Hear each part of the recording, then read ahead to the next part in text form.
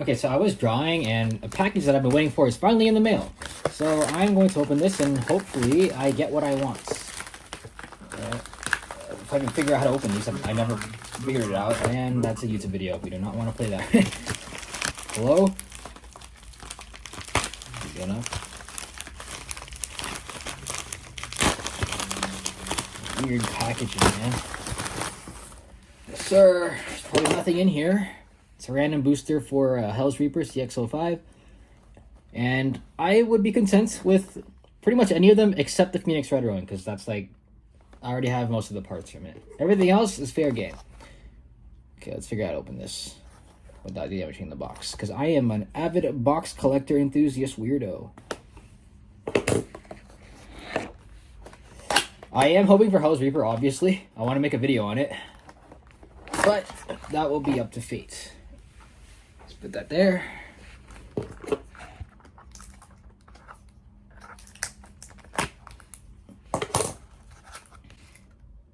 Oh, I already know what it is. I didn't mean to jump scare myself with that. Honestly, I could probably make a video on this, though. 1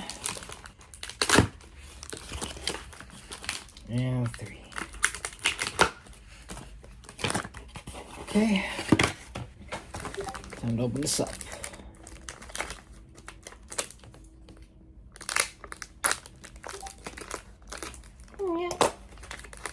I'll make a video on this.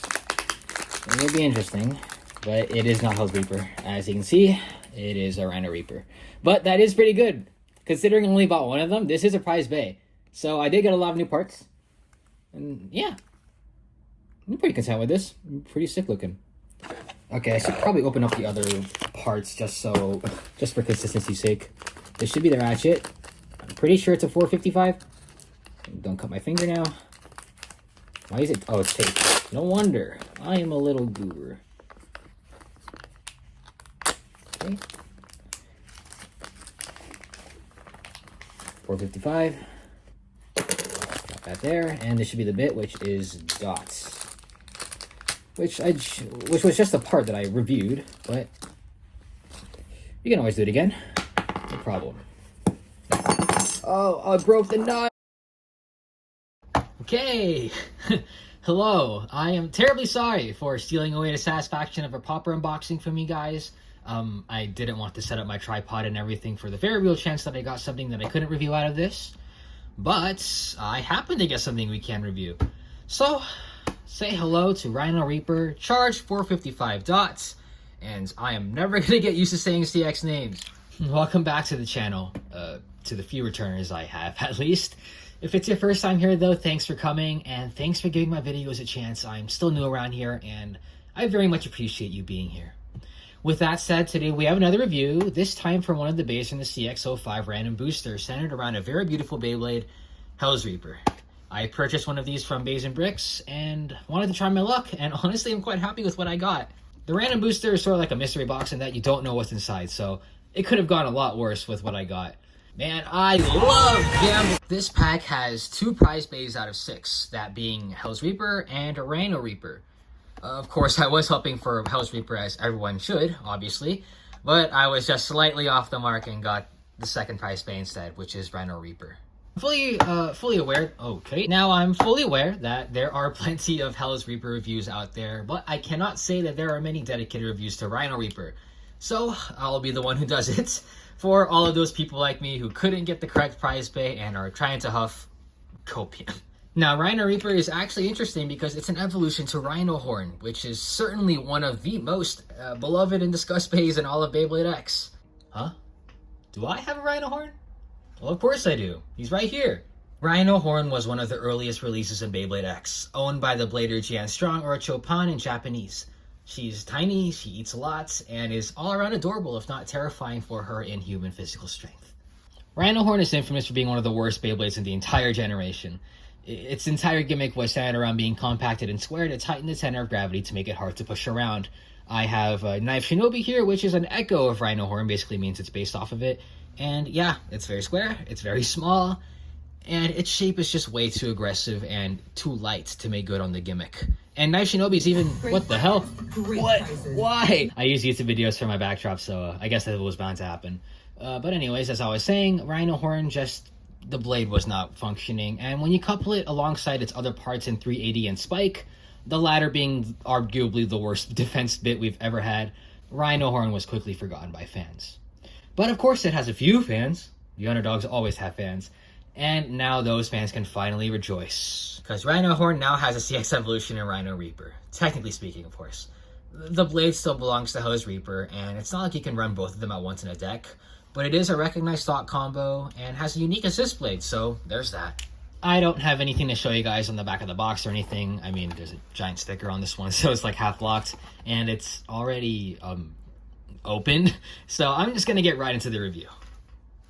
Obviously, Rhino Reaper is a right-swing defense type just like its predecessor, and just to reiterate, this blade is part of the CX line, meaning its top layer blade has been separated into 3 parts, those being the lock chip, the main blade, and the assist blade. The other 2 parts are the ratchet and the bits, and when you put everything together, you have a beautiful CX Beyblade. As one should, we'll talk about the blade first, the part of the Beyblade that makes most of its contact with its opponent. And the main blade of this combo is called Reaper, and is originally meant to be on Hell's Reaper, of course. Rhino Reaper just kind of stole its strip. The shape of Reaper takes after the shape of Hell's Scythe, Beyblade X's first balance type. It's got 4 sickles that revolve around the blade in a circular fashion. And in Reaper's case, it is a lot more square and more aggressive. The main selling point of the Reaper blade is that its blades are actually sloped downwards, if you can see here on the camera. This is actually kind of rare for this generation now that I'm thinking about it, and this allows for a special kind of attack that we call the force smash attack. Force smashes or downward smashes happen when a Beyblade sort of crushes its opponent from above into the stadium surface and ultimately destabilizes them and cripples them. It's not as effective as something like the upper attack, but it does become a bit more effective when we consider the fact that this is a CX release. Because of how tall CX Beyblades are, the Reaper main blade can actually use that height to its advantage instead of a disadvantage, since it's able to get above opponents more easily to do down smashes. I mean, hopefully this works in execution though. Moving on, Rhino Reaper comes with a unique assist blade called Charge. It's a lot smaller than other assist blades, and this is a nod to the original design of Rhino Horn, which, as you saw earlier, it was a lot smaller than normal. Charge has 3 blades with slopes that sort of wave up and down and allow for pseudo upper and down smash attacks at the same time. It's kind of hard to say that because it is plastic, so like it's not going to be hitting very hard to begin with, but it is something to think about. Another thing to keep in mind is that Charge is an assist blade catered toward defense, meaning that it's going to be a little bit taller than what you might see with Dran Brave's assist blade Slash. Do with this info what you will, CX blades are already tall enough, so yeah. Might as well mention the lock chip while we're here. Rhino Reaper comes with a lock chip with a rhino on it, of course. This is what holds the entire main blade together, and you're able to switch chips between other CX blades as well. Since I have now 2 CX blades, I might as well demonstrate. We can take the Dran Brave one off, and yeah, there it goes. And we'll put the Rhino Reaper one on, and yeah, it fits. It looks a little bit cursed, but I'm sure you can have some aesthetically pleasing combos in the future when we get more options. Just as a reminder to assemble CX bays, just lay the main and assist blades on top of each other and screw them in with the lock chip. Like so. Easy peasy. Next up, we have the Ratchet, the middle part of the Beyblade that holds all 3 main parts together and determines its height as well as how easy it is to burst. In Rhino Reaper's case, it comes with a unique 455 Ratchet, which originally was introduced with the CX Arc Wizard just about a month ago. It's the shortest ratchet in the game by far. I have a 55 height, and I dropped it. It's the shortest ratchet in the game by far, and it has some slightly different protrusions than what we might see in a normal 4-sided ratchet. If I were to take Hell's Scythe here and remove its ratchets, we can compare the 2, and yeah, you can immediately see the difference. These are both 4 sides, but because this is a special one, it has slightly different protrusions. This ratchet seems very good on paper because of its different protrusions and how short it is, but it does have its caveats, of course. These ratchets have a different locking mechanism than other ratchets. If you can see here, the white parts, yeah, immediately you can see a difference. And this is because this ratchet is actually one piece instead of 2. And instead of twisting it in, you lock it in instead, or click it in. You'll notice that it's a lot looser, so it rattles more, so it loses more stamina over time, and it's also very easy to burst. The new Ratchet ignores any sort of burst resistance you might see in bits. I'll talk about bits in a second, but if you look over here, you'll notice that this one has less plastic than what I might have over here on taper. And this is to promote more burst resistance. But on this Ratchet, it does not apply. Usually this would be hard to burst because of that extra plastic, but voila, very easy. So this is just to nerf it. It's for game balance. We don't want, attack types wreaking havoc with a super short Ratchet, so the card told me I had to do this in favor of game balance. So just keep this in mind, of course. Lastly, we have the dot bit, the bottommost part of the Beyblade that makes contact with the stadium and decides how it wants to move. This is a bit that I covered in my last review with Black Shell, but I am down to talk about it again. Dot is a defense bit that is centered around having a ton of little tiny nubs on it, and this comes into play when the bay is knocked into the stadium slope. The dots will scrape against the stadium to try and stop the Beyblade from getting knocked out. And with its decent stamina, it's quite serviceable and competitive, but not the most optimal. Just use Hexa, guys. But it is better than Spike, which is what came with Rhino Horn, so there's that. Something good at least. Fully assembled, we have Rhino Reaper 455 and Dot. And it actually looks pretty good. The green's a little weird, but it does help out the fact that the bit is also green. It was like that on the original Rhino Horn 2, which was always weird and odd, but at least there's a bit more green now to cooperate. Before I go into test battles to end things off, I do want to mention that it is cool that CX seems to be reusing parts with new ones to create new Beyblades. Kinda similar to how it was in Metal Fight. In Metal Fight, it was common for multiple Beyblades to have the same fusion wheel. For example, like Flame Sagittario, Flame Libra, Flame Vixis, or even something like, Rock Leon, Rock Scorpio, Rock Orso, Rock Aries. I mean, there's freaking like Storm Pegasus, Storm Capricorn, Storm Aquarius. You get the idea. At the same time, it is kind of funny. When people do test battles with Rhino Reaper, they aren't necessarily testing Rhino as much as they are just testing Hell's Reaper with a different combo. It is the same blade after all. But, of course, they have different stock combos. So, let's try Rhino Reaper out. I've made a few combos here for Rhino Reaper to battle with. And first up, we have Drant Sword 360 Flat, who is my absolute GOAT. It was my very first Beyblade X purchase, and I've mained the hell out of this guy to the point where I have worn it down to absolute bits. So for the purpose of this video, I'll be using the red recolor, which I have been holding onto for a while, and it's a lot more fresh. And it's also funny just to have this guy fight 4 different red Beyblades. Drant Sword is a very average attack type. I mean, it was the very first attack type to ever exist, so, it's to be expected. So Rhino Reaper can start off the battles easy. Next up, we'll have Hell's Hammer 360 Low Flat, a hard-hitting smash attacker which sometimes cannot handle its own recoil. Hopefully Rhino can defend against this one as well. Afterwards, we'll use Tyranno Beat 560 points, a more all-rounder smash attacker compared to Hell's Hammer, and then to end off the custom combos, I'll throw Phoenix Wing 960 Orb at Rhino just to test its stamina to see if it's any good. And at the very end, since I have 2 CX Beyblades now, I might as well throw in Dran Brave / 660 Vortex into the fray just so that the two can have a fair fight. Alright, enough talking. Let's go. Test launch. That is one chonky boy. Defense type's gonna do defense things. First up, Drant Sword versus Rhino Reaper.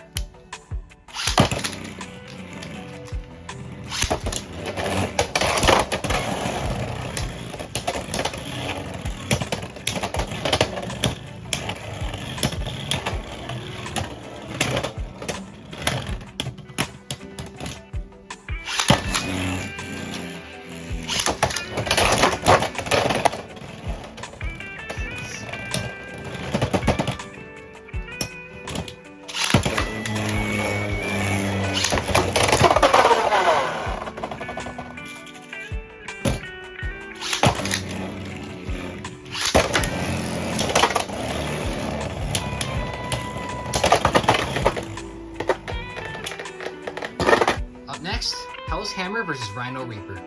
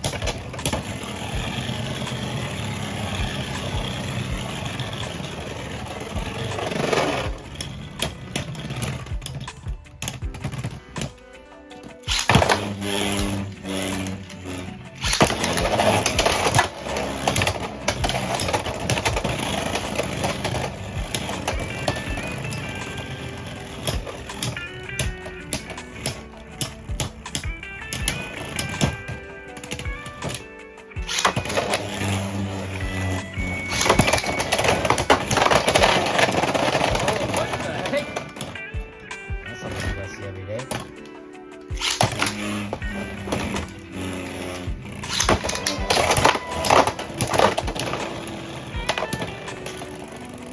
Next, Rhino Beat versus Rhino Reaper.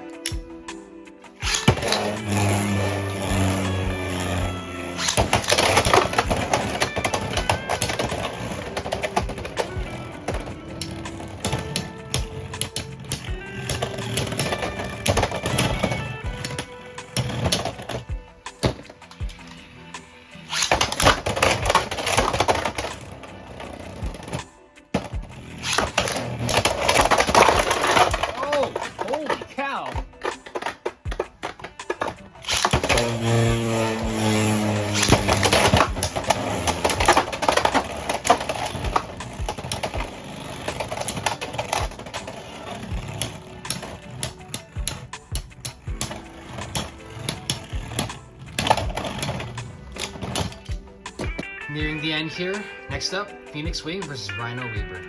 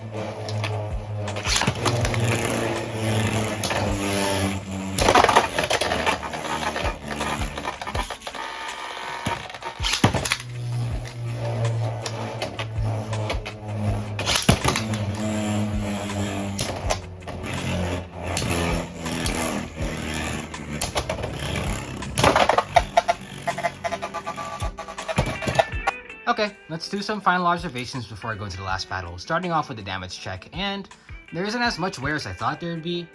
When I did the Dram Brave review, he obviously had it worse, and with Rhino Reaper, we only have a few scars on the assist blade. It is plastic, of course, so it's going to be more beat up than usual. We have one big one right here from Dran's sword, from that one big hit at the very beginning.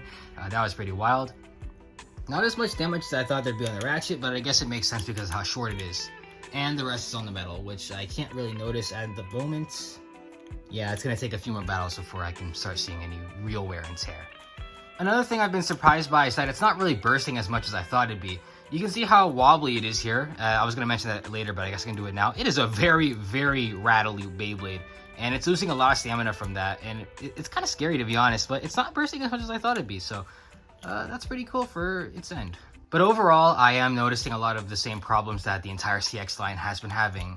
It is getting destabilized pretty quickly because of how top heavy it is. And, you know, obviously it is just tall in general, so it's not getting as good hits as it wants to because it's hitting the plastic instead of the metal.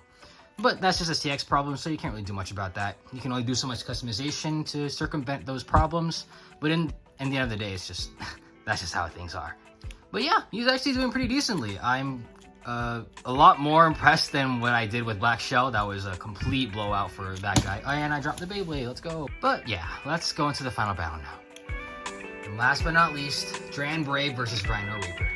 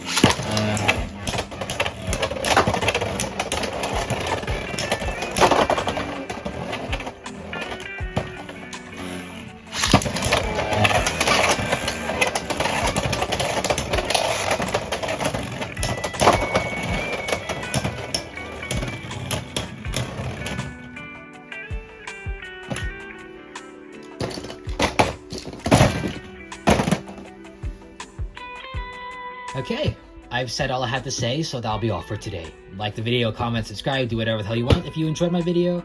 And as always, take it easy and stay chill.